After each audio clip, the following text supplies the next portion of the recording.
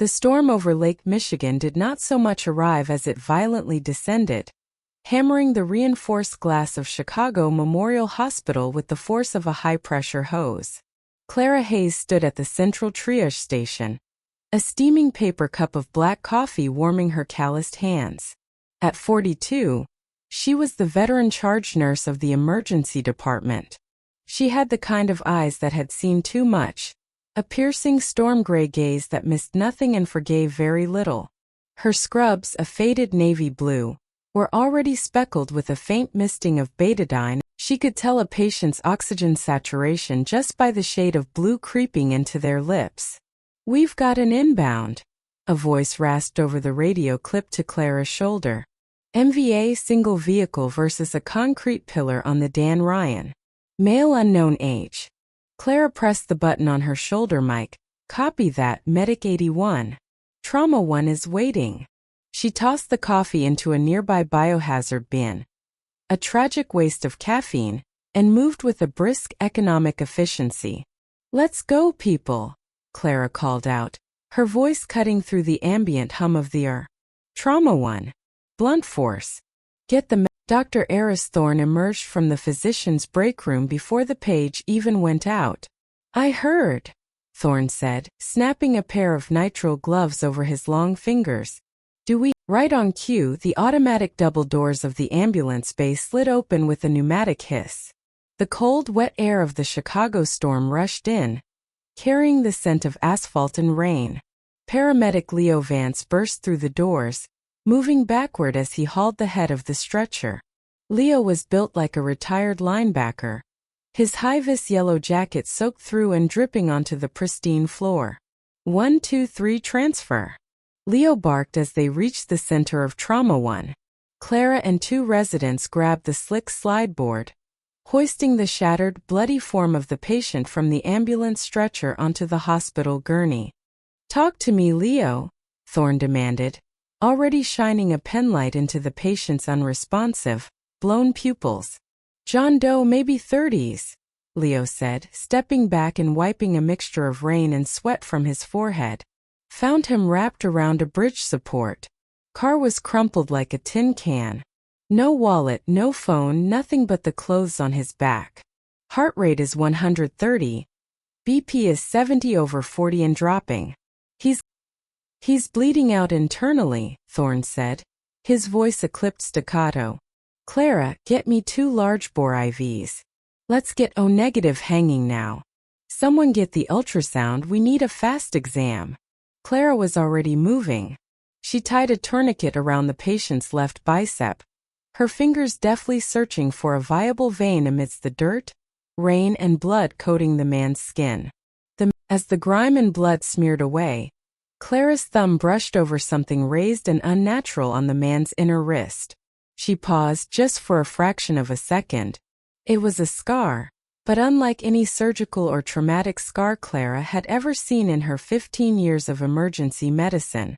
It was roughly the size of a quarter, jagged and asymmetrical, shaped uncannily like a human bicuspid, a tooth with 2 sharp downward-pointing roots.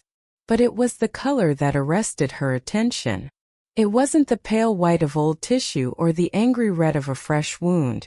It was a deep iridescent violet. It looked almost as if the tissue had been dyed with amethyst ink, though it clearly wasn't a tattoo. The texture was keloid, raised and tough. "Clara! Access!"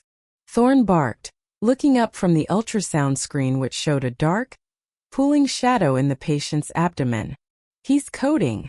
Push 1 milligram of AP." Clara snapped out of her momentary trance. "Access established," she said, sliding the 14-gauge needle into the vein just above the bizarre scar. She flushed the line, attached the blood tubing, and stepped back to push the epinephrine.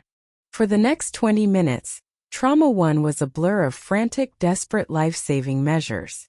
"Time of death," Thorne said, his shoulders dropping a fraction of an inch as he glanced at the wall clock. 2:41 a.m. "On it," Clara murmured. As the room cleared out, leaving Clara alone with the body, she found her gaze drifting back to the man's left arm. She picked up a damp towel and gently wiped the rest of the blood away from his wrist. The violet tooth stared back at her. It was so sharply defined, so deliberate. She traced the edge of it with a gloved fingertip. A gang mark? A cult brand? Chicago. She covered the body, filled out the toe tag with John Dewey No. 1 MVA, and wheeled him toward the morgue elevators. By 3:15 a.m., the storm outside had intensified, the thunder vibrating through the soles of Clara's clogs. She was at the nurse's station, charting the death, when Leo Vance wandered over. He had changed into a dry set of navy scrubs. "They're all rough, Leo," Clara said, not looking up from her screen. "Did the cops find anything at the scene? A license plate? Registration?" "Nope," Leo said, taking a brave sip and immediately grimacing. "Car had no plates. VIN number was filed off. Cops think it might have been a stolen vehicle used in a joyride, but the guy didn't fit the profile. He was dressed nice. Expensive slacks. Silk shirt. Just no ID." Clara stopped typing. She looked up at Leo. "Did you notice his wrist?" "His wrist?" "Clara, the guy's pelvis was in his chest cavity. I wasn't exactly checking his wrists for a Rolex." Before Clara could explain about the violet scar, the overhead PA system crackled to life. "Trauma team to..." "I'll catch you later, Clara. Try to save some lives," Leo called out as he headed toward the EMS break room to sleep off his shift. Clara jogged to Trauma 2, where Thorne was already waiting, a fresh cup of coffee in his hand and a look of deep annoyance on his face. "What is it this time?" he asked. The doors flew open. A different paramedic crew wheeled in the second victim. The smell hit Clara before she even saw the patient. A horrific mixture of raw meat, rust, and the metallic tang of fresh arterial blood. "He's bleeding through the tourniquet," the medic shouted. Thorne sprang into action. "Get him on the bed.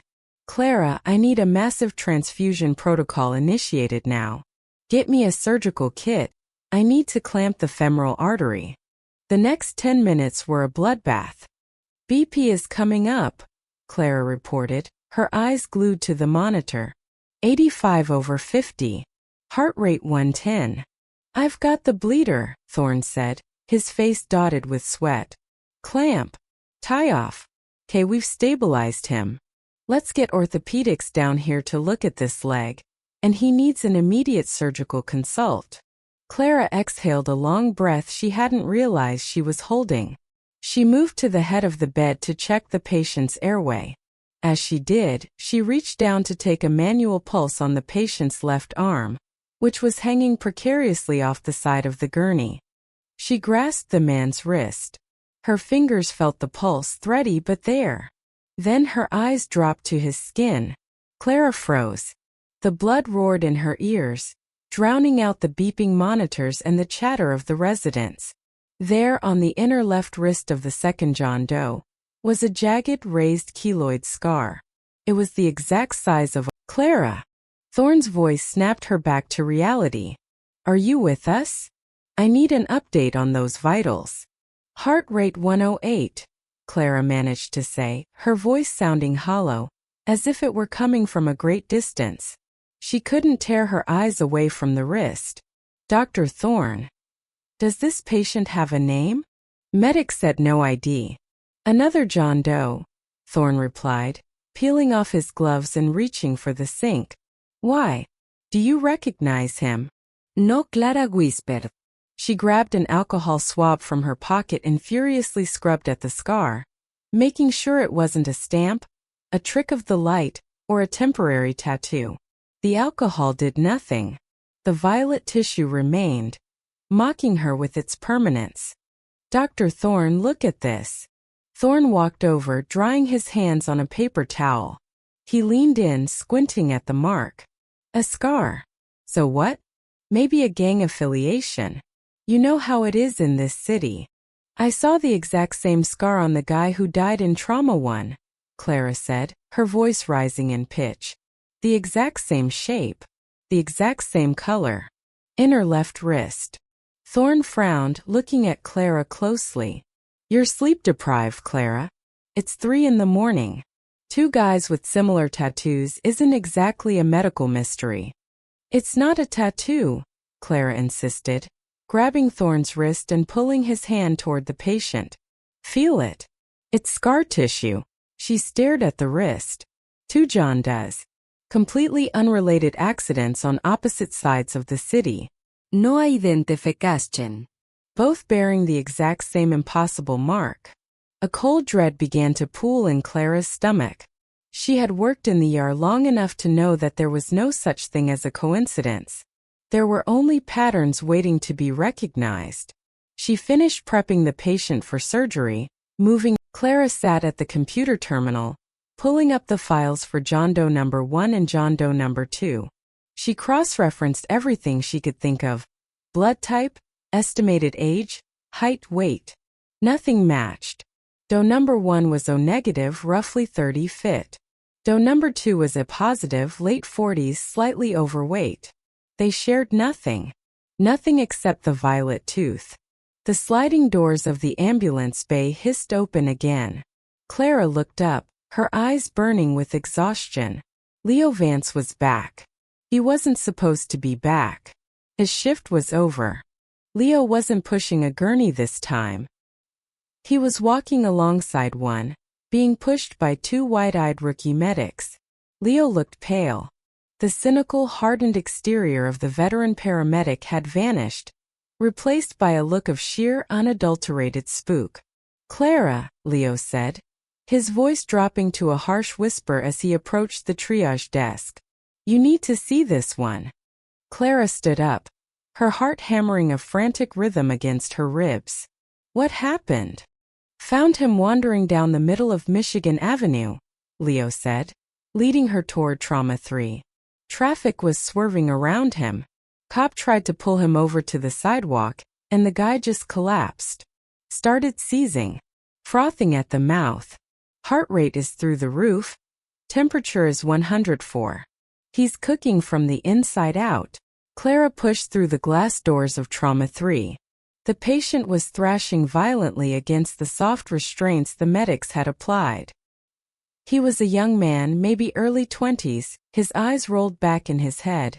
His jaw locked in a terrifying grimace. Push 2 milligrams of Ativan. Clara yelled to a nearby nurse, stepping up to the bedside to secure the patient's head, so he wouldn't crack his skull against the metal rails. Thorne jogged into the room, looking thoroughly exhausted. Status epilepticus. Give him another 2 of Ativan if he doesn't break in 30 seconds. Get a cooling blanket, he's hyperthermic. Tox screen stat. He's probably hopped up on bad fentanyl or bath salts. No, Leo said from the corner of the room, his arms crossed tightly over his chest. No drugs. We checked his pockets. No tracks on his arms. But Leo swallowed hard, looking directly at Clara. He doesn't have a wallet. Clara's breath hitched. She didn't wait for Thorne's orders. She didn't look at the monitor. She reached down, her hands shaking slightly, and grabbed the seizing man's left arm. She ripped the sleeve of his soaking wet jacket up to the elbow. There it was. The 3rd John Doe. The jagged raised bicuspid. The iridescent, unearthly violet hue. It stood out starkly against the young man's pale, sweat-slicked skin. Eris, Clara said. Her voice wasn't a question, it was a command. Thorne stepped around the bed, his annoyance giving way to confusion as he saw where Clara was staring. He looked at the wrist. He looked at Clara. Then he looked at Leo. 3, Clara whispered, the chilling reality washing over her like ice water. 3 unrelated John Does. 3 different catastrophic events. 1 died in a car crash. 1 fell into an industrial grinder. 1 is having a spontaneous neurological meltdown. She looked up, meeting Thorne's eyes, holding his gaze until the arrogant certainty finally cracked. Tell me this is a coincidence, doctor. Tell me I'm sleep-deprived. Thorne stared at the violet scar, the pulsing vein beneath it throbbing against the bizarre, raised tissue. He didn't have an answer. Suddenly, the young man on the bed stopped seizing. And then in a voice that sounded like grinding stones, a sound that sent a primal shuddering terror straight down Clara's spine, the third John Doe spoke. Clara stood frozen, her fingers still resting over the jagged purple scar on the dead man's wrist. The fluorescent lights of Ascension Memorial's third-floor staff lounge possessed a distinct, unrelenting hum. She sat alone at the edge of a faux wood laminate table. But Clara's focus was entirely internal, anchored to the visceral waking nightmare of the midnight triage. She closed her eyes and the sensory memories flooded back with violent clarity. The way the first victim's skin had felt beneath, they hadn't been the muted, deoxygenated blue of a standard trauma patient. Clara took a sip of the bitter coffee, letting it burn the back of her throat to ground herself. She had seen gunshot wounds, multi-vehicle pileups, and the ravages of synthetic narcotics. But setting the styrofoam cup down, Clara stood up. She needed to look at the blood panels. She needed to see the toxicology reports. She walked out of the lounge and down the sterile, linoleum-tiled corridor toward the central nursing station. The chaotic symphony of the night shift had monitors pinged rhythmically, a comforting baseline of life continuing. The screen woke up, bathing her face in a harsh clinical blue light. She launched the hospital's Apex Health Information System, her fingers flying across the keyboard with muscle memory. She typed in the temporary medical record number MRN she had assigned to the first victim. Error. Record not found. Clara frowned, adjusting her posture. She re-entered the string of numbers, deliberately striking each key. Error. She cleared the search field and typed in the MRN for the second victim, the young woman whose eyes had been rolled entirely back in her skull, leaking a clear, viscous fluid. "What the hell?" Clara whispered, her voice barely audible over the clatter of a nearby medication cart. She abandoned the MRNs and switched the search parameters to the assigned trauma bays.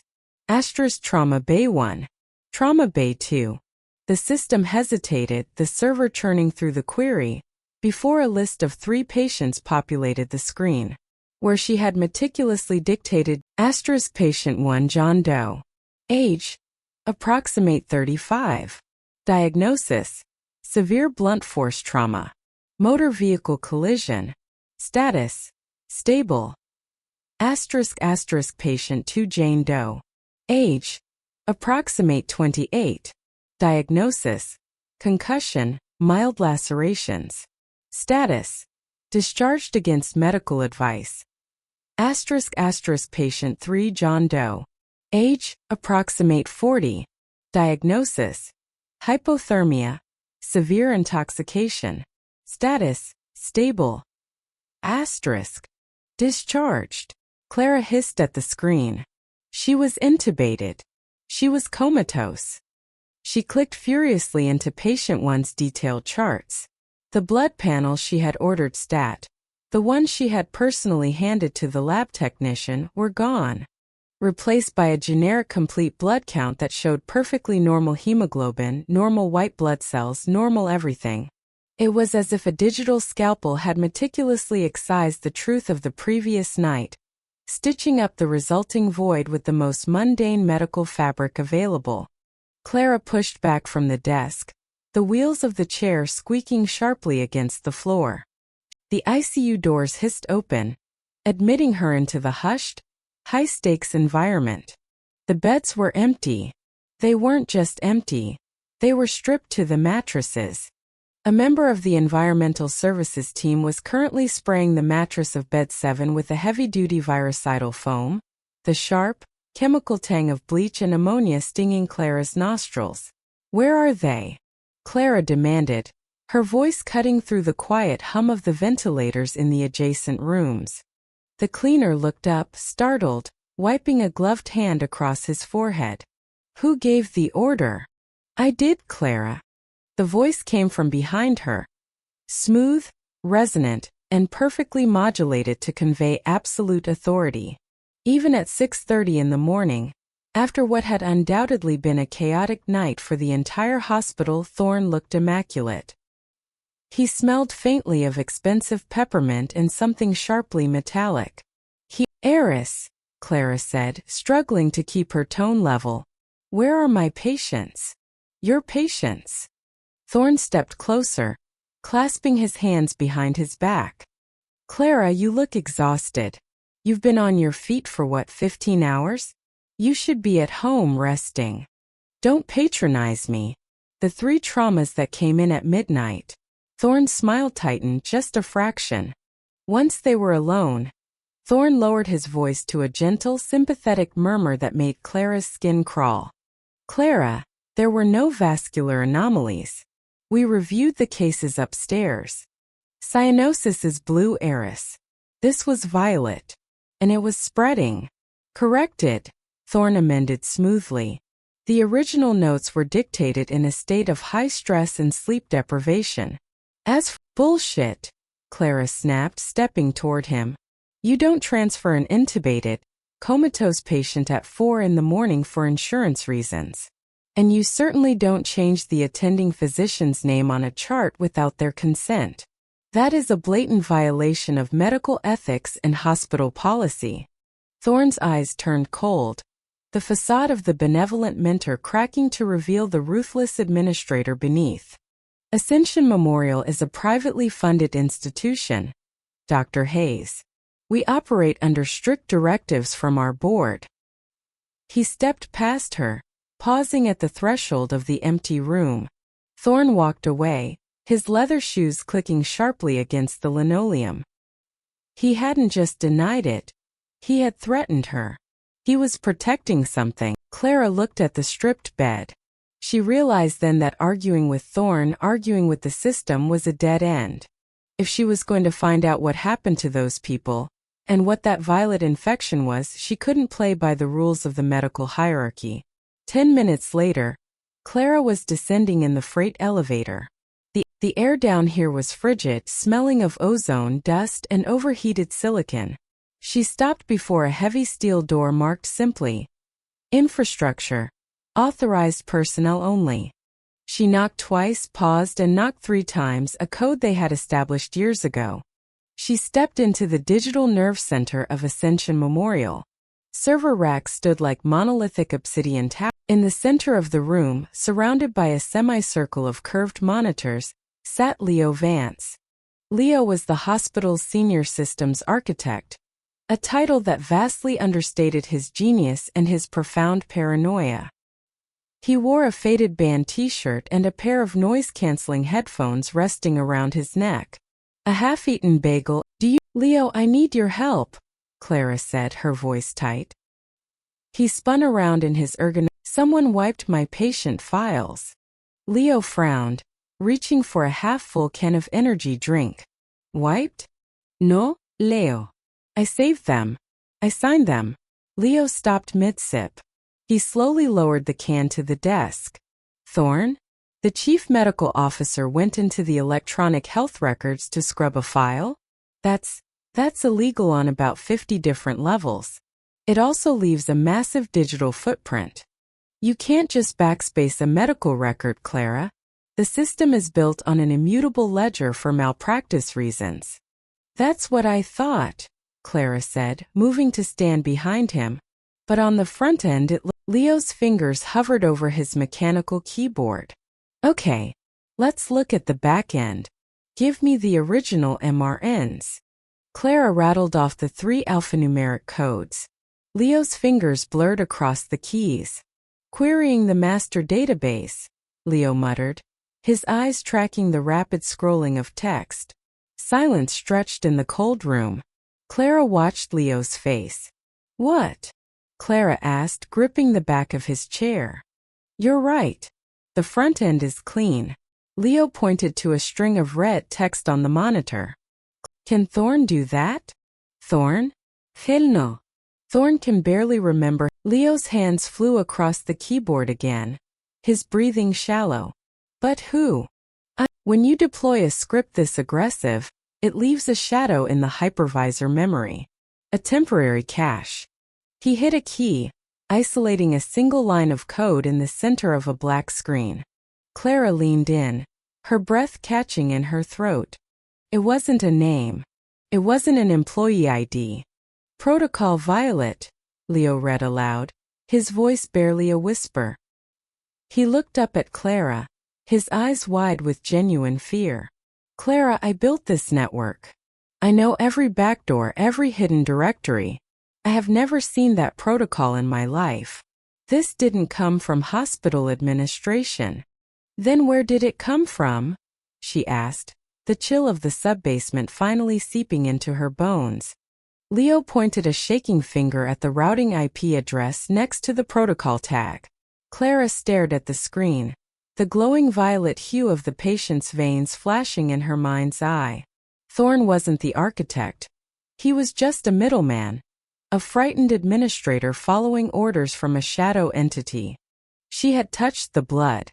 She had breathed the air in that trauma bay.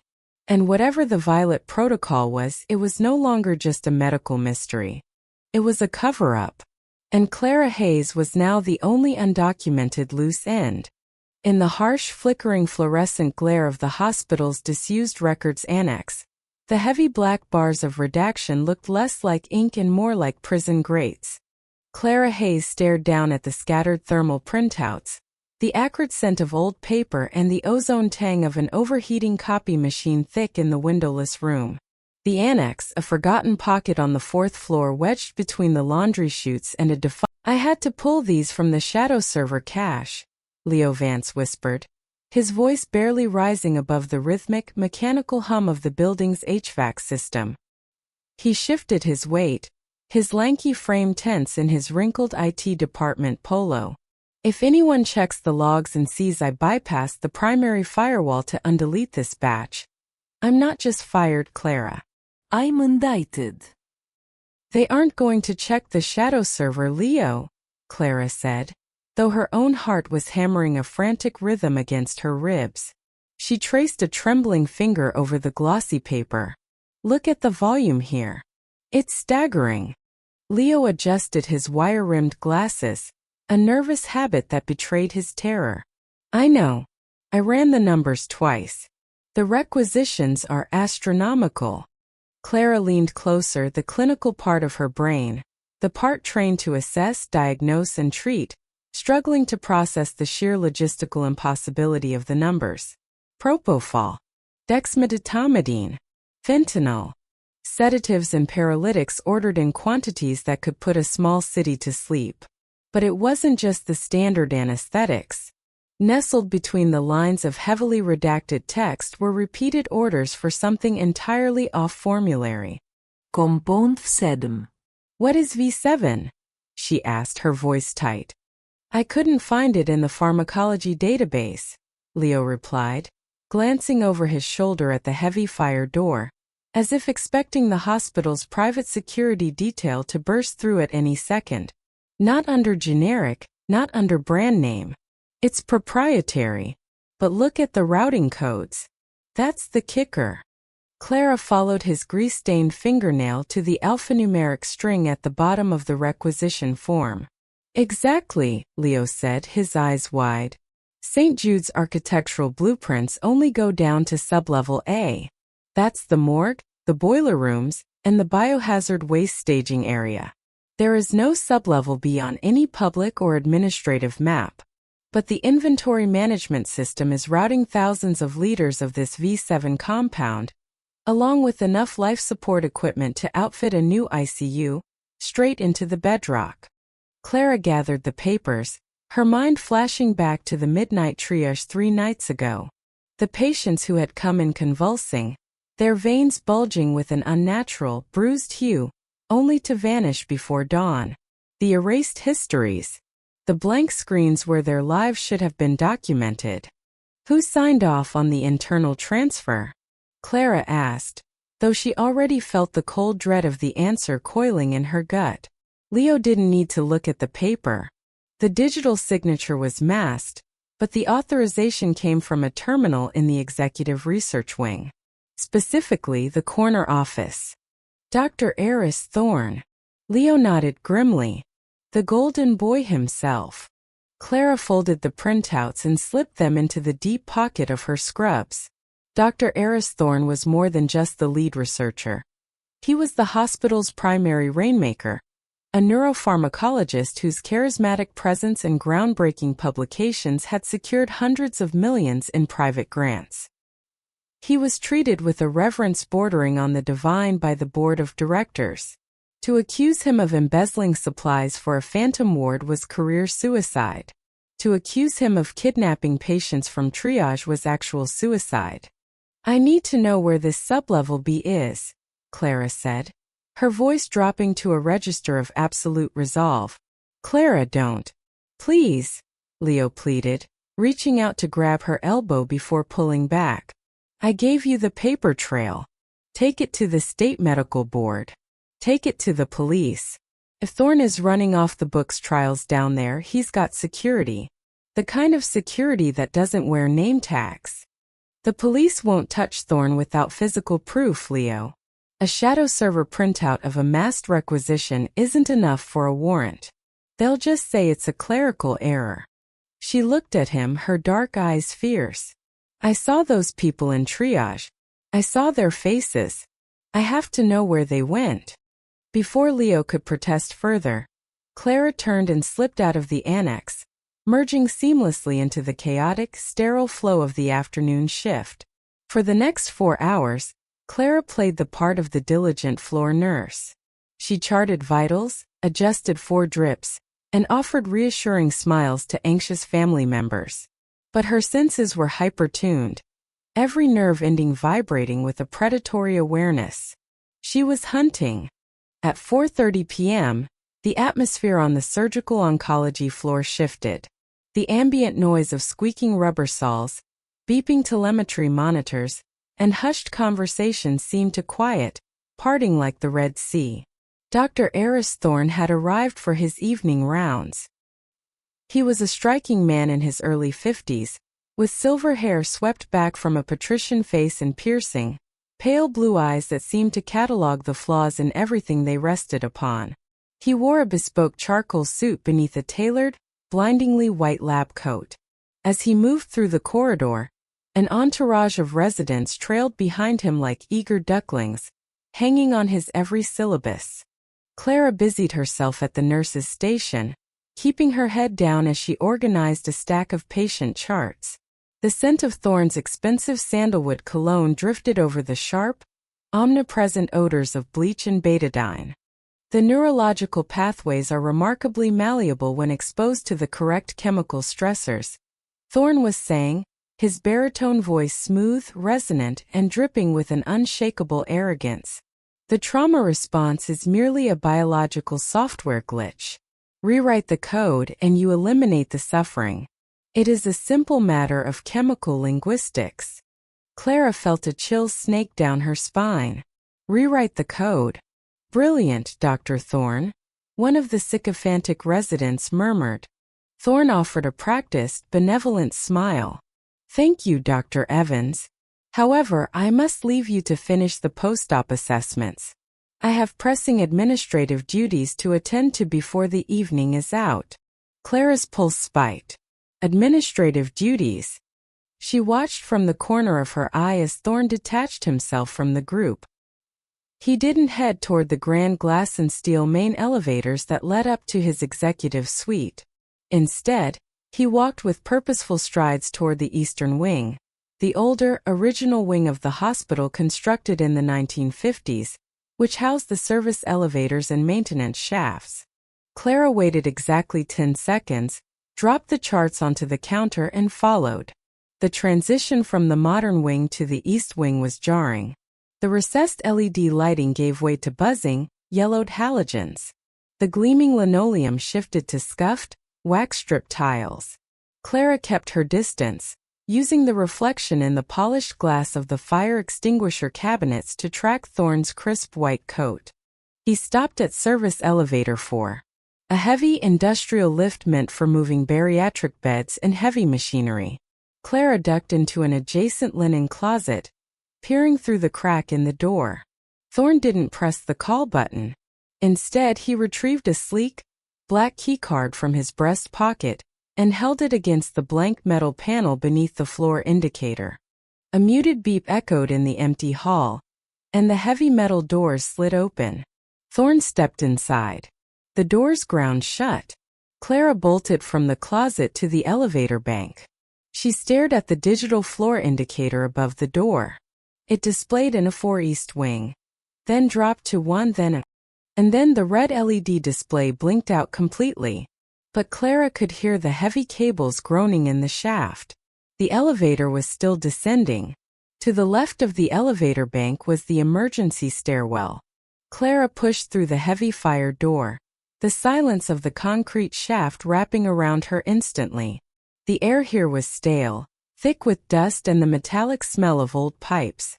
She gripped the painted iron railing and began her descent, taking the stairs 2 at a time.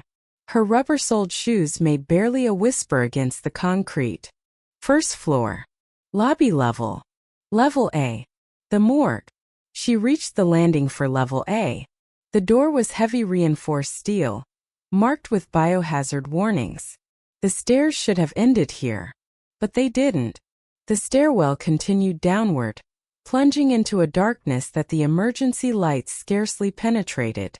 Clara swallowed the lump of terror in her throat and kept climbing down. The temperature dropped noticeably with each step, the ambient chill of the subterranean earth seeping through the concrete walls. The hum of the hospital above faded into absolute, crushing silence, replaced only by her own ragged breathing and the frantic drumming of her heart. 2 flights down she reached the bottom.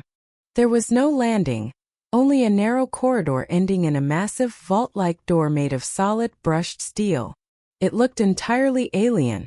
A piece of high-tech military hardware grafted onto the decaying mid-century foundation of the hospital. Beside the door was a biometric scanner and a keycard reader, both glowing with a faint, menacing red light. Clara crept closer, her mind racing. She couldn't bypass a biometric lock. She had hit a dead end.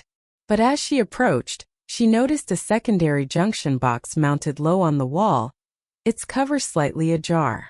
A thick bundle of fiber optic cables snaked from the box into the wall, bypassing the main security panel.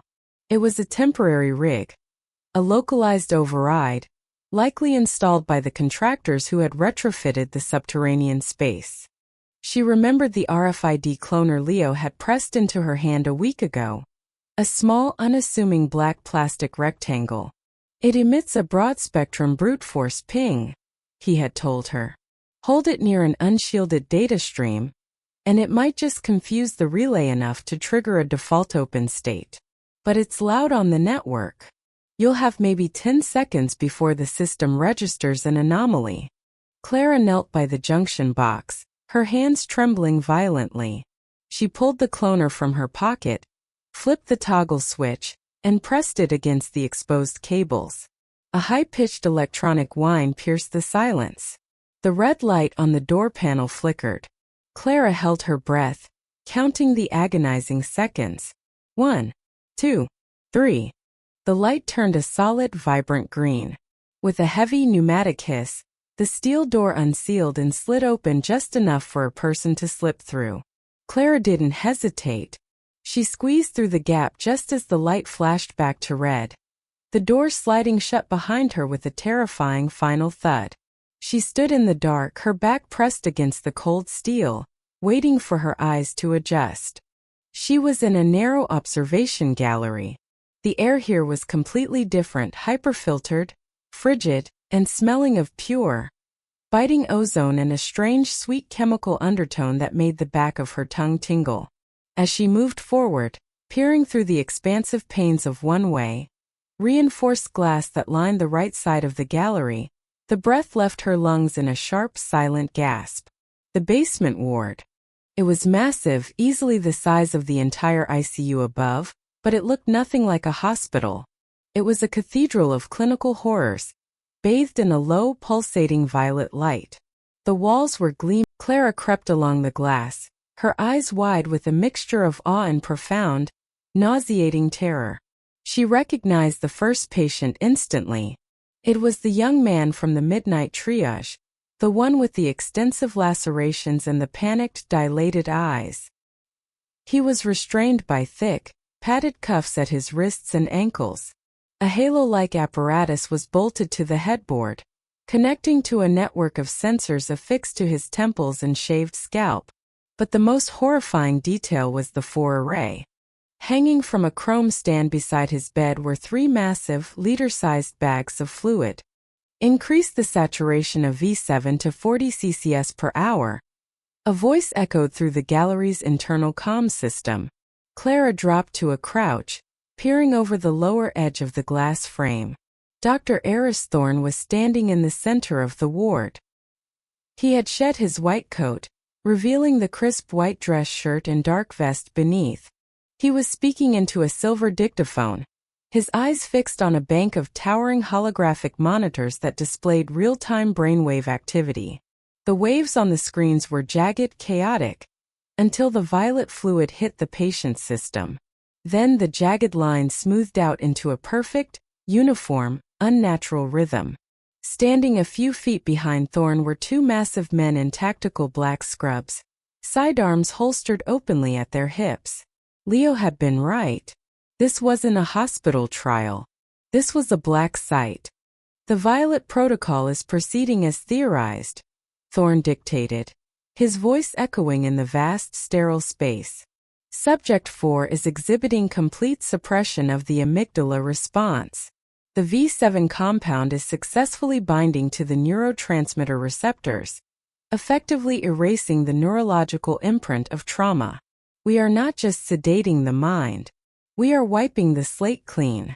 Clara watched in mounting horror as Subject 4, the young man from triage, suddenly convulsed against his restraints. His eyes snapped open.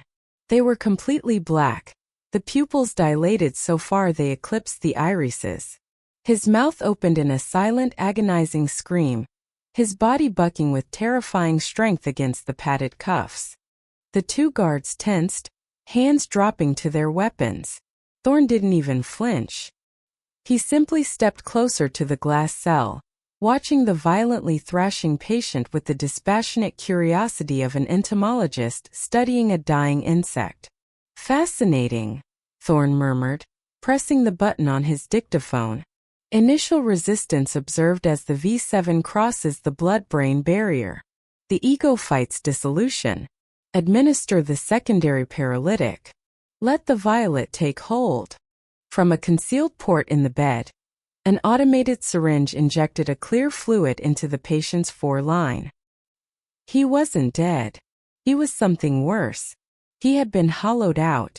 Clara covered her mouth with both hands to stifle the sob clawing at her throat. Tears of pure, unadulterated horror pricked her eyes. They are wiping them. The erased medical files weren't just a cover-up for a botched trial. They were a literal reflection of what Thorne was doing to the patients. He was erasing their very humanity. She needed to get this out. She needed proof. With shaking hands, Clara reached into her scrub pocket and pulled out her smartphone. She switched it to silent, pressed the lens against the cold one-way glass, and began to record. She captured the glowing violet 4 bags, the restrained patients, the armed guards, and the undeniable damning presence of Dr. Eris Thorne orchestrating the nightmare. Just 10 more seconds, she told herself, tracking Thorne as he moved to the next glass cell. Then I run. But as Thorne stopped before the 5th cell, he paused. He didn't look at the patient. Instead, he slowly, deliberately turned his head, his pale blue eyes scanning the darkness of the observation gallery. He was looking directly at the spot where Clara crouched. You know, Thorne said, his voice carrying over the comm system with bone-chilling clarity. The one flaw in this older architecture is the acoustic resonance. The subbasement is very quiet. You can hear the pressure change when the outer blast door cycles. Clara's blood turned to ice. She froze, her thumb hovering over the stop button on her phone. Thorne offered a slow, terrifying smile to the empty glass. We have a guest, gentlemen. Secure the gallery. And bring them to me. The two armed guards drew their weapons and pivoted toward the gallery entrance. Clara didn't wait to see them move. She shoved the phone into her pocket, spun around and ran blindly into the darkness. The rain over the city felt less like weather and more like an act of hostility, a cold, driving sheet of water that sought to wash away the sins of the metropolis but only succeeded in making the streets slick with grease and neon reflections. Clara Hayes pressed her back against the rough, cold brick of an alleyway, her breath coming in ragged, shallow gasps. Her scrubs, usually a symbol of sanctuary and healing, clung to her skin like a shroud, soaked through to the bone. Beneath her heavy canvas jacket, pressed tightly against her rapidly beating heart, was the manila folder she had barely managed to exfiltrate from the basement ward. The ink on the stolen manifest was likely bleeding, but she had memorized the address. Leo Vance. Patient 0. According to the erased history she had uncovered in the archives, Leo Vance had ceased to exist 3 months ago.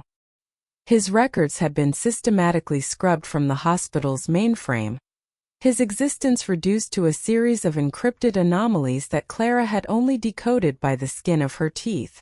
But the basement ward's physical ledger, a careless oversight by Dr. Eris Thorne's otherwise meticulous administration, listed Vance as a containment breach. He had escaped before the trauma incidents began, before the other trial subjects had been wheeled into the morgue under the guise of sudden, catastrophic heart failures.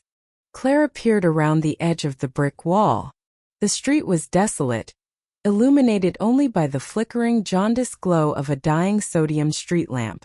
The address led her to the edge of the meatpacking district, to a derelict industrial slaughterhouse that had been condemned a decade prior.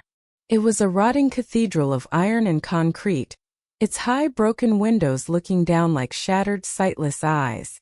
She stepped out of the shadows, her boots splashing through puddles that mirrored the bruised purple of the night sky.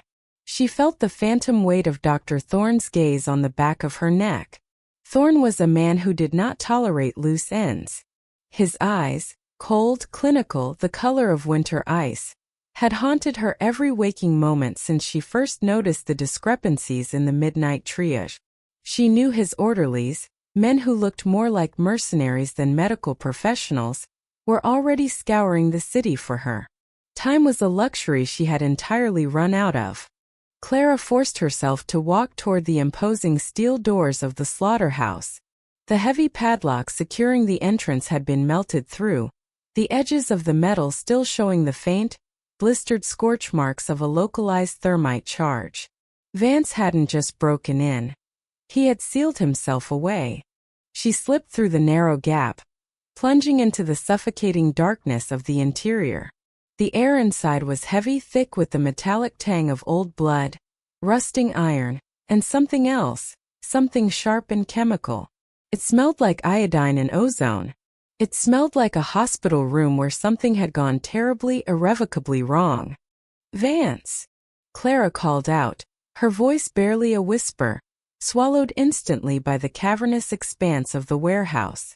She clicked on her penlight, the narrow beam cutting through the damp gloom.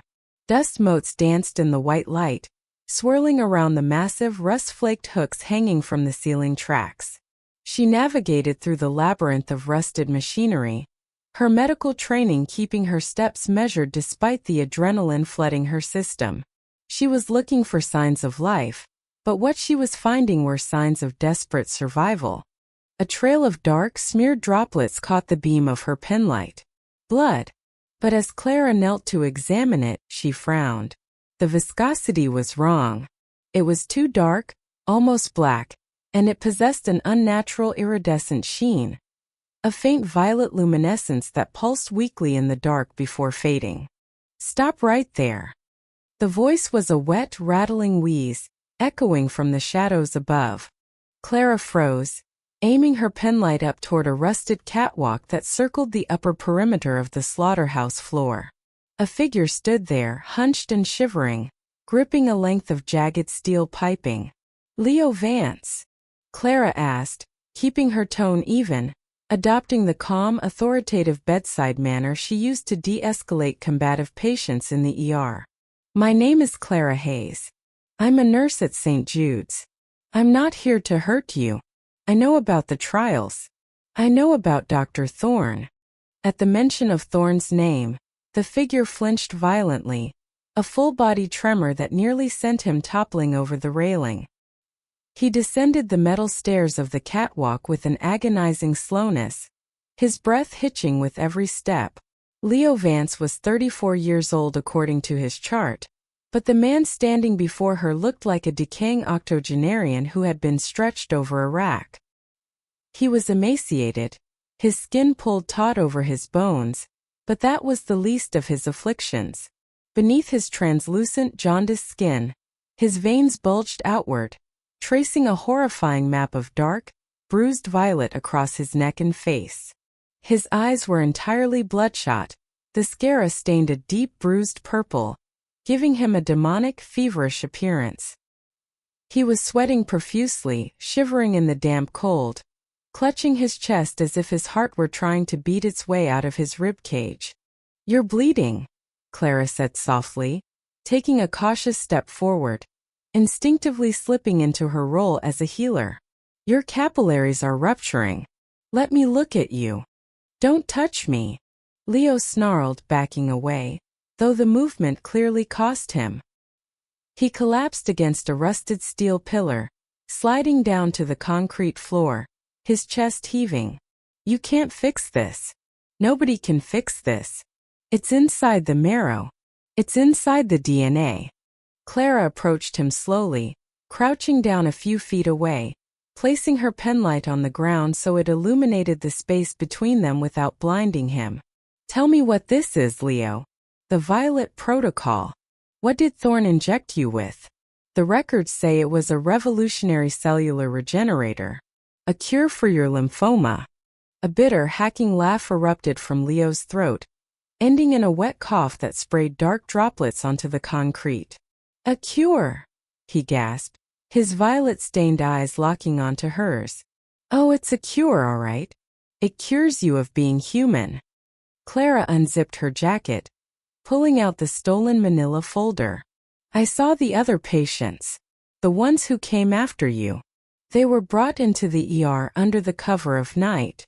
Trauma incidents, car crashes, industrial accidents, suicides. But their charts didn't match their injuries. They were dead before they arrived. What happened to them, Leo?" Leo's head slumped back against the pillar, his breathing shallow. "The Violet Protocol. It doesn't just regenerate cells. It forces them into a state of hyperevolution. Thorne found a way to rewrite the human immune system to make it aggressive. But he couldn't control the targeting mechanism." Leo raised a trembling hand, pulling down the collar of his grease-stained shirt. Clara leaned in, her clinical detachment warring with mounting horror. The flesh over his clavicle wasn't just scarred. It was shifting. Beneath the skin, tiny tumor-like nodules were rapidly growing and dissolving. A horrific, continuous cycle of cellular birth and necrotic death playing out in real time. "It attacks the nervous system first," Leo whispered, tears of dark, violet-tinged fluid spilling down his hollow cheeks. "It interprets the brain's pain receptors as a disease. It tries to burn out the synapses to cure the pain. Do you have any idea what it feels like to have your own cells cannibalizing your brain chemistry? You don't go mad. You become acutely, terrifyingly aware of every single nerve ending in your body simultaneously screaming in agony." Clara felt a cold dread settle heavily in her stomach. "The trauma incidents," she murmured, the puzzle pieces violently slamming together in her mind. The patients didn't die from accidents. They were mutilating themselves. They were trying to escape their own bodies. "The first few tore their own skin off," Leo said, his voice dropping to a hollow, haunted rasp. "They had to be restrained. But the drug, it makes you strong, Clara. For a few hours before the necrosis sets in, it makes you impossibly strong. They broke their restraints. They broke the orderlies." Thorne realized the side effects were 100% fatal and unspeakably violent. So he instituted the cover-up. Why didn't he just halt the trials? Clara asked, her voice trembling. If it's a failure, why continue? Leo looked at her, his dark eyes filled with a grim, pitying sorrow. Because it's not a failure to him. It's a stepping stone. Thorn is being funded by people who don't care about the casualty rate. They want a biological asset. They want soldiers who can regenerate from bullet wounds, who can survive radiation. We were just the beta testers. The disposable lab rats. And when a rat gets sick, you don't cure it. You exterminate it. He reached into his pocket with a shaking hand and pulled out a small glass vial. Inside, a viscous, dark purple liquid swirled sluggishly. He offered it to Clara. My blood, Leo said. I stole a centrifuge from a clinic down the street before I went entirely underground. I managed to separate the plasma. The chemical signature of the Violet Protocol is in there. It's undeniable proof of unauthorized, lethal human experimentation. Thorn can erase digital files. He can burn paper. But he can't argue with an independent mass spectrometry of this sample.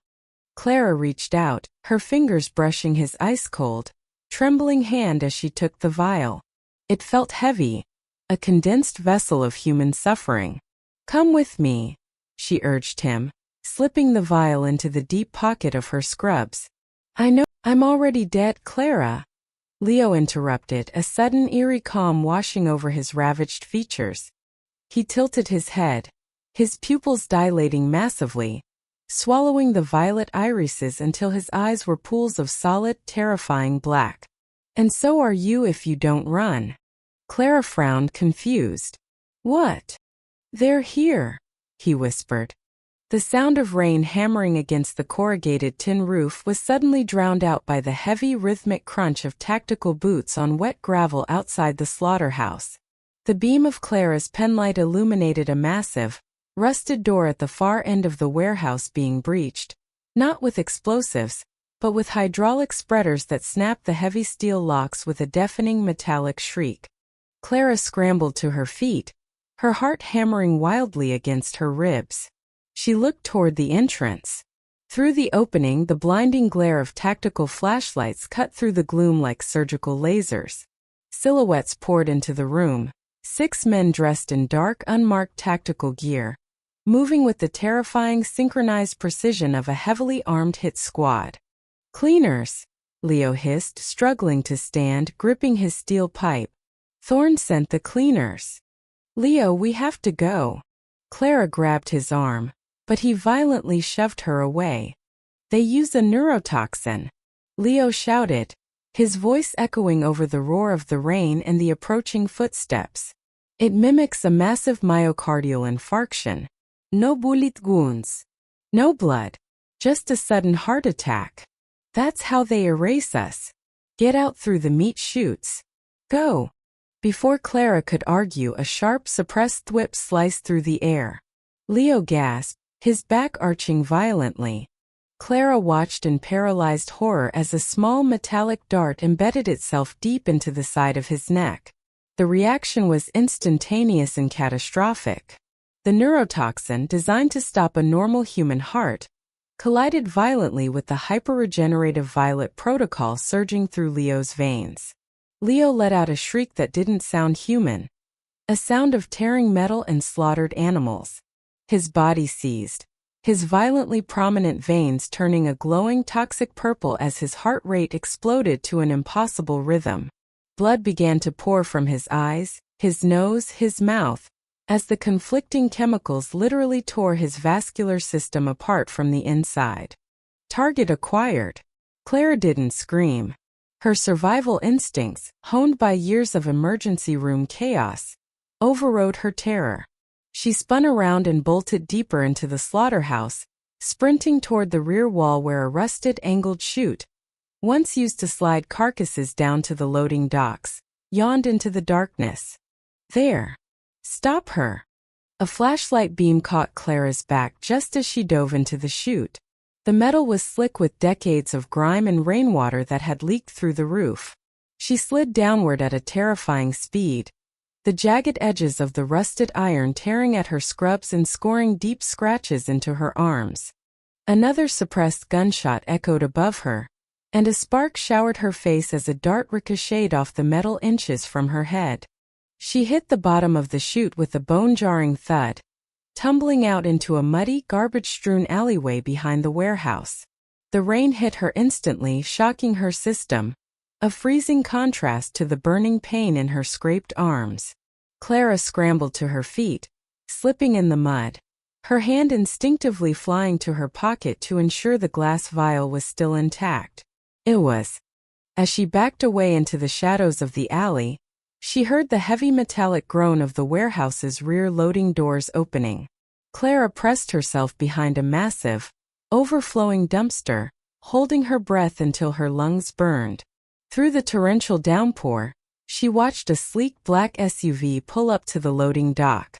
The rear door opened and a man stepped out. An umbrella was instantly raised over his head by an attendant, shielding him from the storm.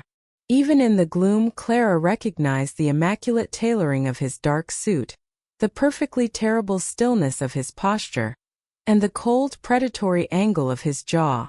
Dr. Eris Thorne. He didn't look like a medical director investigating a scene. He looked like an undertaker surveying his graveyard. Thorne stood at the edge of the loading dock, looking down at the muddy ground where Clara had just fallen. He crouched, his gloved hand reaching out to touch a smear of Clara's blood left on the edge of the chute. He rubbed the blood between his fingers, then slowly lifted his head, his ice-blue eyes scanning the darkness of the alley. For a single terrifying second, Clara felt as though he was looking right through the dumpster, right into her soul. "She has the sample." Thorne's voice carried over the rain, devoid of anger, entirely clinical. "Lock down the city transit. Flag her credentials at every pharmacy, clinic and hospital in the tri-state area. She is no longer an employee of St. Jude's. She is a rogue biological hazard." He stood up, wiping the blood from his glove with a white handkerchief. "And when you find her," Thorne added, his voice dropping to a lethal murmur, "administer the protocol. Let's see how long her heart lasts." Clara clamped a hand over her mouth to stifle a sob, the reality of her nightmare fully solidifying. She was no longer just an investigator. She was the prey. As Thorne turned and stepped back into the black SUV, Clara backed away into the deepest shadows of the alley. She turned and ran into the rain-swept labyrinth of the city, clutching the vial of violet blood, the only weapon she had left to tear down a god. The fluorescent lights of the emergency department's central hub hummed with a sickly, oscillating frequency, casting a pale, jaundiced wash over the linoleum. Clara Hayes stood by the medication dispensing system, her fingers trembling so violently she could barely key in her access code. The cold, hard plastic of the stolen flash drive, the one containing the unredacted files on Patient Zero and the Violet Protocol, felt like a lead weight pressing against her sternum from inside her scrub pocket. She had seen it. She had seen the subterranean nightmare of the basement ward, the grotesque culmination of Dr. Eris Thorne's unauthorized neuroregenerative trials. And worse, Thorne knew she had seen it. "Rough night, Hayes." Clara flinched, her shoulder hitting the heavy steel frame of the Pyxis machine. Leo Vance stood in the doorway of the med room. He wasn't wearing the standard hospital security uniform. Instead, he wore a tailored charcoal gray tactical fleece and dark cargo pants, moving with the terrifying silent grace of an apex predator. His eyes, the color of crushed slate, locked onto hers. He didn't smile. Vance was Thorne's shadow, the fixer who made the hospital's problems disappear. "Just the usual," Clara managed to say, forcing her voice past the sandpaper dryness in her throat. She snatched a saline flush from the open drawer, though she didn't need one, and slammed the compartment shut. "Excuse me. I have patience." "I'm sure you do," Vance murmured, stepping aside just enough to let her pass, forcing her to brush against the fabric of his jacket. The faint smell of ozone and gun oil clung to him, a stark contrast to the hospital's omnipresent miasma of bleach and rubbing alcohol. Dr. Thorne is looking for you, by the way. Trauma 2. Sounds urgent. Clara's pulse hammered a frantic staccato rhythm against the hollow of her throat. Trauma 2. It was a trap. Every instinct she had honed over 6 years of emergency medicine screamed at her to run for the sliding glass doors of the ambulance bay, to disappear into the damp, sprawling labyrinth of the city streets. But if she ran now, before copying the encrypted drive, Thorne would spin the narrative. She would be a thief, a crazy, overworked nurse suffering a psychotic break. She needed to get to the server room on the 4th floor. But first she had to play her part. Clara pushed through the swinging double doors of Trauma 2. The room was a chaotic symphony of alarms.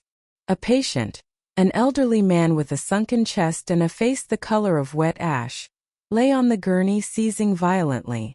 The heart monitor shrieked a high-pitched warning of ventricular tachycardia. Dr. Eris Thorne stood at the head of the bed, perfectly composed.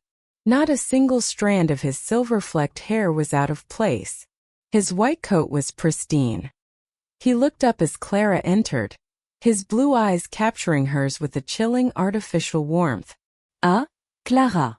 Excellent timing, Thorne said, his voice a smooth baritone that cut through the cacophony of the alarms. Patient is crashing. Unexplained anaphylaxis leading to cardiac distress. I need 1 milligram of epinephrine, push it now. Clara moved automatically, her training briefly overriding her terror. She grabbed the pre-filled syringe Thorne pointed to on the stainless steel Mayo stand. But as her gloved fingers wrapped around the plastic barrel, she paused. The label was partially obscured by Thorne's thumbprint, smeared in something sticky. Push the AP, Clara, Thorne ordered, his voice suddenly sharp, carrying the weight of an absolute command. 2 other junior nurses in the room were watching her, their eyes wide with panic. She looked at the fluid in the syringe. It was completely clear, but something was wrong. The viscosity was off. It coated the inside of the plastic barrel with a heavy, oily sheen. Potassium chloride. The realization hit her like a physical blow to the stomach. A lethal dose. It would stop the old man's heart instantly, mimicking a fatal heart attack. And Clara would be the one holding the syringe. No, Clara whispered, stepping back. Thorne's eyes narrowed into terrifying slits. Nurse Hayes, the patient is dying. Administer the medication. This isn't AP, Clara said, her voice rising, echoing against the tiled walls. What is this, Thorne? What are you trying to make me do? Before the words fully left her mouth, Thorne moved.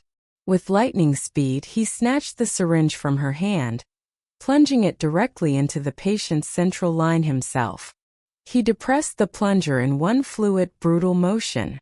The monitor's frantic beeping immediately degraded into a solid, continuous flat tone.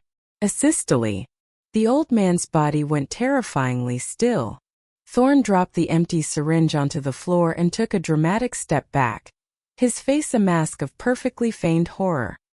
He looked at the junior nurses, then at Clara. My God, Clara, Thorne gasped, his voice trembling with manufactured shock. Did you just push vecuronium? You paralyzed his heart. You grabbed the wrong syringe. You did that. Clara screamed, lunging forward, but the 2 junior nurses grabbed her arms, pulling her away from the bed. Code Blue, Trauma 2. Thorne yelled into the hallway, though he made no move to start chest compressions. He looked directly at Clara, a smirk playing at the very corner of his mouth, invisible to the others in the room. And call security. Nurse Hayes has just committed a fatal medication error. She's a danger to the patients and to herself. Clara didn't hesitate. She ripped her arm out of the younger nurse's grip, her fingernails tearing the girl's latex glove. She shoved the heavy crash cart forward, sending it crashing into Thorne's shins. The doctor stumbled, cursing sharply as the heavy metal drawers spilled open, scattering ampoules and intubation tubes across the bloody linoleum. Clara sprinted for the door. "Stop her!" Thorne bellowed. She hit the hallway running, her rubber-soled shoes squeaking wildly against the polished floor. She saw Leo Vance stepping out of an alcove 50 feet away, a black two-way radio at his lips. He dropped the radio and unclipped a heavy matte black baton from his belt, walking toward her with measured, terrifying strides. Clara pivoted, throwing her body weight against the heavy fire door of the eastern stairwell. She tumbled through, ignoring the burning pain in her shoulder, and scrambled up the concrete steps. Then the world ended. A deafening mechanical groan echoed through the concrete shaft. It sounded like the dying breath of a colossal beast. The bright, clinical lights in the stairwell flickered once, violently, and died. Total darkness swallowed the hospital. A split second later, the heavy metallic clang of electromagnetic locks disengaging and re-engaging echoed through the walls. Clara froze on the landing, her breath tearing through her lungs in ragged gasps. High above, a synthesized, disembodied female voice crackled over the emergency public address system. "Attention all personnel. Code Black. Total grid failure. Emergency generators are offline. The facility is under full lockdown. Please remain in your designated areas." A code black. It was an impossibility. The hospital had triple redundant backup generators specifically designed to prevent this. Unless someone manually disabled them from the main breaker room. Vance. They weren't just locking down the air. They were turning the entire wing into a sealed hunting ground. A dull, bloody red glow flickered to life. The battery-operated emergency egress lights kicked in, casting long, distorted shadows across the stairwell. The red light made the concrete walls look as though they were bleeding. Below her, the fire door creaked open. The slow, heavy thud of Vance's boots echoed on the bottom step. Clara didn't breathe. She slipped out of her clogs, leaving them on the landing, and continued up the stairs in her socks. The cold concrete bit into her soles, but she was completely silent. She reached the second floor, the abandoned pediatrics wing, currently undergoing renovations. She eased the door open and slipped into the corridor. The silence of the hospital was more terrifying than the noise. Without the hum of the HVAC systems, the beep of telemetry monitors, or the low murmur of staff, the building felt like a tomb. In the distance, Clara could hear the faint, muffled screams of panic from the ICU. Patients trapped on ventilators that only had an hour of battery life. Nurses screaming for manual bag valve masks. Thorne was willing to let innocent people die, just to ensure she didn't make it out with the Violet Protocol data. She moved down the hallway, keeping her back pressed against the drywall. The air here smelled of drywall dust, old paint, and abandonment. Scaffolding covered half the corridor, draped in thick sheets of translucent plastic drop cloths that hung like the ghostly shrouds of giants. The red emergency lights barely pierced the gloom. A sharp crackle of static broke the silence. Clara clamped a hand over her mouth, dropping to a crouch behind a stack of drywall panels. "Lock down all exits on floors 1 through 3. Vance's voice echoed from a radio terrifyingly close. He was on the second floor with her. "Target is a female, early 30s, blue scrubs. Do not engage local security. My team handles this. Lethal force authorized. We'll stage it as a suicide out of guilt for the med error." Clara peeked through a tear in the plastic sheeting. 30 yards away, a beam of harsh white tactical light sliced through the red gloom. "Vance." He was moving methodically, checking every unfinished room. His gun drawn and equipped with a heavy cylindrical suppressor. Her mind raced, calculating pressures and physics. An M cylinder of oxygen, if the valve was sheared off, became an unguided missile. She crept toward the tank. It was heavy, weighing almost 40 pounds. She wrapped her hands around the brass regulator valve at the top. It was stiff, corroded with age. She strained, her muscles screaming, until she felt the valve give way with a sharp hiss. Oxygen began to leak into the room. The beam of Vance's flashlight swept across the hallway outside the PICU. "Hayes!" Vance called out, his voice soft, almost a purr. "There's nowhere to go, Clara. The doors are magnetically sealed. The elevators are dead. Thorne has the security feeds looping. No one is coming." He stepped into the doorway of the PICU. Clara was pressed flat against the wall, right beside the frame. She held a heavy steel wrench she had found next to the oxygen tank. "You're a smart girl," Vance continued, sweeping the flashlight beam across the empty room. He hadn't seen her yet. He stepped further inside. "Give me the drive. I'll make it quick. Promise. Better than what Thorne will do to you in the basement." Clara took a breath, praying to whatever gods watched over the damned, and swung the heavy wrench with every ounce of strength she possessed. She didn't aim for Vance. She aimed for the brass regulator valve on the oxygen tank. The steel wrench connected with the brass neck with a deafening crack.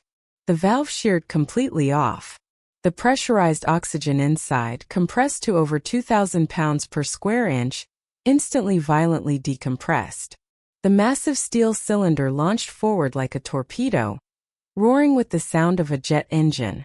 It slammed into a stack of aluminum scaffolding, sending metal poles crashing down in a chaotic, ear-shattering avalanche. Vance spun toward the noise, his gun rising, firing twice. PFF. PFF. The suppressed round sparked against the moving metal tank. In his momentary disorientation, Clara lunged. She didn't try to fight him, she was outmatched. Instead, she drove her shoulder into his back, pushing him toward the collapsing scaffolding, and bolted out the door. Vance roared, stumbling as a heavy aluminum pole struck his shoulder, dropping his flashlight.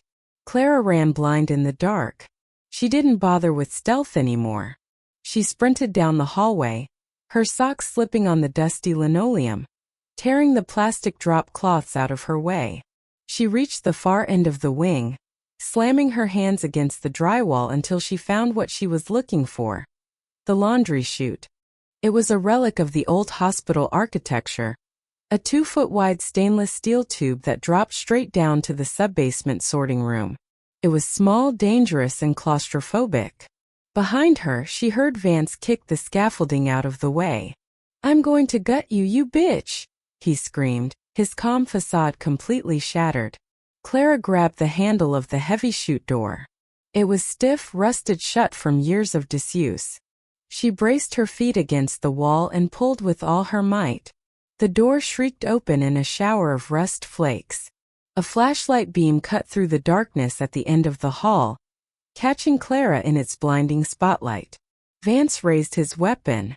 Clara threw herself backward into the pitch-black abyss of the chute, just as the wall where her head had been exploded in a shower of plaster and dust. She fell. The smooth stainless steel of the chute tore at her scrubs as she plummeted into the darkness. She tumbled out of control, the smell of mildew and old detergent filling her nose. She squeezed her eyes shut, bracing for the impact, praying there was a laundry cart at the bottom. Seconds stretched into an eternity. Then she hit. She crashed into a massive mound of soiled hospital linens. The impact knocked the wind out of her, sending black spots dancing across her vision. She rolled off the pile, crashing onto the hard concrete floor of the subbasement laundry facility. For a long minute, Clara just lay there, gasping for air, clutching her ribs. Every muscle in her body screamed in agony, but she was alive. She dragged herself to her feet, leaning against the cold concrete wall. The subbasement was bathed in the same hellish red glow as the rest of the hospital. Far above, she could hear the faint, muffled sound of Vance shouting into his radio. They would come down here. They would sweep the basement. She had only bought herself a few minutes. Clara reached into her scrub pocket. Her fingers brushed against the hard plastic casing of the flash drive. It was intact. Dr. Eris Thorne had turned the hospital into a prison, framing her for murder and sending a killer to silence her. He thought she was just a nurse. He thought she was prey. Clara looked up toward the ceiling, her breath steadying. her fear crystallizing into something cold, sharp, and infinitely more dangerous. She knew the hospital better than Vance did. She knew the chemical storage rooms, the ventilation shafts, the forgotten tunnels that connected the old psychiatric wing to the main grid. She wasn't going to just escape. Clara wiped a smear of blood and drywall dust from her forehead, her eyes reflecting the crimson emergency lights. She tightened her grip on the drive. It was time to trigger a lockdown of her own. It was time to burn the Violet Protocol to the ground. The emergency department of St. Jude's Medical Center was bathed in the bruised, arterial red of backup lighting. It was a space designed for controlled chaos, a sanctuary of gleaming steel, sterile white tiles, and the rhythmic, reassuring hum of life-saving machinery. Now, under the suffocating blanket of a code black lockdown, it was a tomb. Clara Hayes pressed her back against the cold enamel of the supply cabinet in Trauma Bay 4. Her breath shallow, measured, and painfully loud in her own ears. The heavy scent of copper, bleach, and the sharp ozone tang of fried circuitry hung thick in the stagnant air. Beside her, Leo Vance sat slumped against the wall, one hand pressing a wad of blood-soaked gauze to his lower abdomen, his face a pale moon in the crimson dark. "How long?" Leo whispered, his voice a dry rasp that barely carried over the distant, rhythmic thud of tactical boots echoing down the corridor. 2 minutes until they clear the pediatric wing," Clara murmured, her eyes scanning the shadows of the bay. "Then they hit triage. And us." She looked down at her hands. They were trembling, smeared with Leo's blood and the soot of the electrical fire that had consumed the basement ward. She was a senior charge nurse. Her hands were meant to heal, to soothe, to find veins in the dark, and to coax life back into chests that had gone still. But Dr. Eris Thorne had fundamentally altered the rules of engagement. By weaponizing the hospital, by engineering the monstrous, unauthorized genetic trials of the Violet Protocol down in the subterranean dark, Thorne had perverted the very foundation of their profession. First, do no harm. The Hippocratic oath echoed in Clara's mind, a cruel irony against the reality of Patient Zero's mutated, agonizing demise just an hour prior. Thorne's men were sweeping the hospital, erasing the histories, silencing the witnesses. They were not here to heal. And if Clara intended to survive to broadcast the encrypted drive burning a hole in her scrub pocket, she would have to interpret "do no harm" with extreme prejudice. "Leo," Clara said, her voice hardening, finding its clinical detachment. "I need you at the central intake terminal at the triage desk. It's the only console hardwired to the external state health registry that bypasses Thorne's localized server jammer." Leo grunted, shifting his weight. He was a former investigative journalist who had broken into St. Jude's looking for a story and found a nightmare. "I can hardly walk, Clara. And the second I power up that terminal, it's going to light up like a beacon on their network." "I know," Clara said, standing up. She stripped off her bloodied scrub top, leaving her in a tight black undershirt, and tied the scrub fabric tightly around Leo's waist to secure the pressure dressing. "That's why I'm going to make sure they're looking the other way." Clara stepped out into the center of the trauma bay. She knew the geography of this room better than the lines of her own palms. Her mind raced, cataloging the arsenal of modern medicine around her. She moved first to the massive green steel cylinders of compressed oxygen standing in the corner. They were pressurized to over 2,000 pounds per square inch. Clara unhooked the safety chains, tipped the heaviest tank onto its side, and rolled it into the narrow choke point of the hallway just outside the bay. She grabbed a heavy steel bone mallet from the orthopedic cart and set it gently on the floor beside the tank. Next, she grabbed a 1-liter bag of 0.9% normal saline from the forewarming drawer. She uncapped it, squeezing the plastic bladder to pour a wide, glistening puddle across the threshold of the doorway, right over the metal threshold plate. She stepped back, boots squeaking softly, and pulled the Zoll defibrillator off its crash cart mount. She ripped the adhesive backing off the adult pacing pads and slapped them face down into the edges of the saline puddle, running the thick cords back behind the supply cabinet. She turned the dial to 200 joules. The machine whined a high-pitched, ascending mechanical shriek that cut through the silence. "Charge ready." "Clara," Leo hissed, using the wall to pull himself upright. He held the silver flash drive tightly. "They're here." The sweeping beams of high-lumen tactical flashlights cut through the frosted glass of the double doors at the end of the triage corridor. Two silhouettes, broad and armored, moved with predatory precision.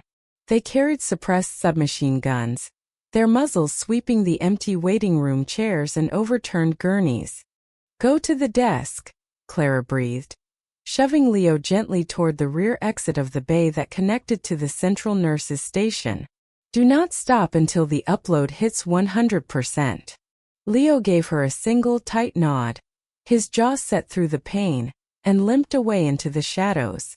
Clara crouched behind the supply cabinet, her thumb hovering over the flashing red shock button on the defibrillator. The footsteps grew louder. The crunch of shattered glass under heavy boots. The sweeping beam of a flashlight sliced into Trauma Bay 4, illuminating the overturned carts and the bloody gauze left on the floor. "Got blood here," a gruff, modulated voice called out. "Fresh. They're close." The first mercenary stepped into the doorway. His boots splashed directly into the center of the saline puddle. Clara pressed the button. "Clear." The defibrillator discharged with a violent, concussive snap. 200 joules of raw electricity arced through the highly conductive salt water and up through the damp soles of the mercenary's boots, locking his muscles in an instant of agonizing tetanic contraction. He seized, his weapon clattering to the floor as a choked scream tore from his throat, and collapsed rigidly backward into the doorframe. "Contact!" the second mercenary shouted, swinging into the hallway, his weapon raised. He didn't see Clara. He only saw the fallen man and the darkness beyond. Clara was already moving. She snatched the orthopedic bone mallet from the floor, swung her arm back, and brought the heavy steel head down with bone-jarring force directly onto the brass regulator valve of the overturned oxygen cylinder. The brass sheared off with a deafening metallic crack. Physics took over. The sudden release of 2,000 psi of compressed gas turned the heavy steel cylinder into an unguided missile.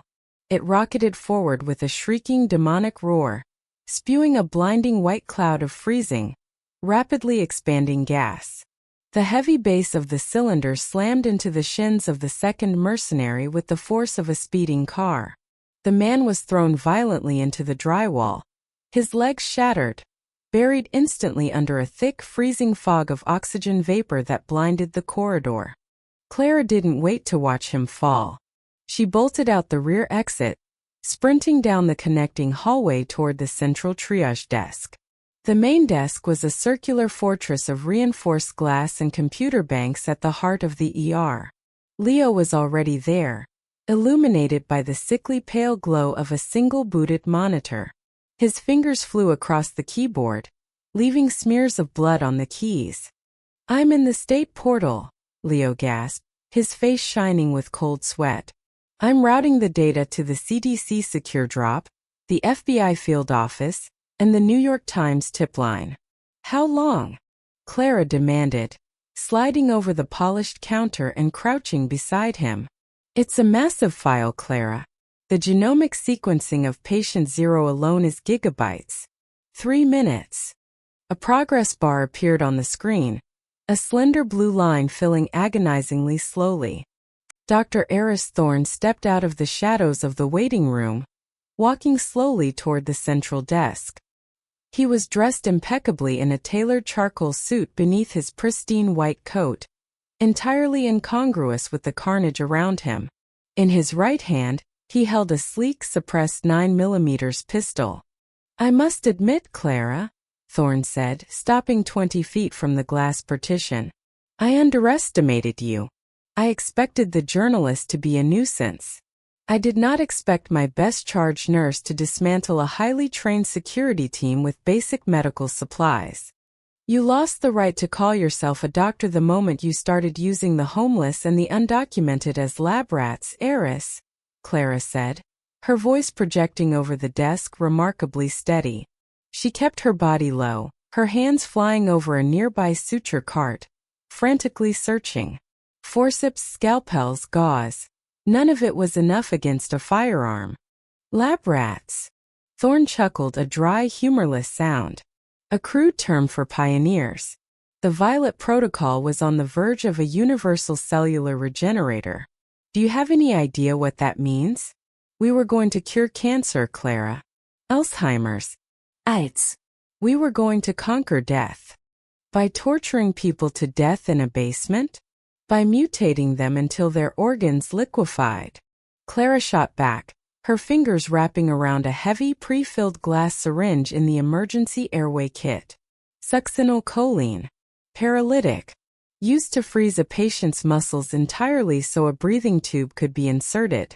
Without a ventilator, it caused death by asphyxiation in minutes. 18%. The blue bar crawled across the screen. Progress requires sacrifice, Thorne said, his tone turning dangerously cold. He raised the pistol, aiming it at the glowing monitors behind the glass. It has always required sacrifice.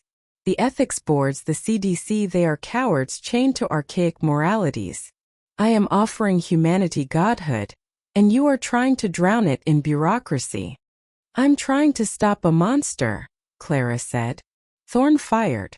The bullet shattered the reinforced glass above Clara's head, raining a cascade of sharp, crystalline pebbles over her and Leo. Leo yelled, ducking instinctively, but kept his hand pressed to the enter key to keep the system from timing out. Step away from the console, Clara. Give me the drive and I will let the journalist live. He needs a trauma surgeon. I can save him. He's lying, Leo wheezed, his eyes fixed on the screen. 45%. Clara knew Thorne was lying. Thorne didn't leave loose ends. If she stayed behind the desk, he would simply flank them and execute them both.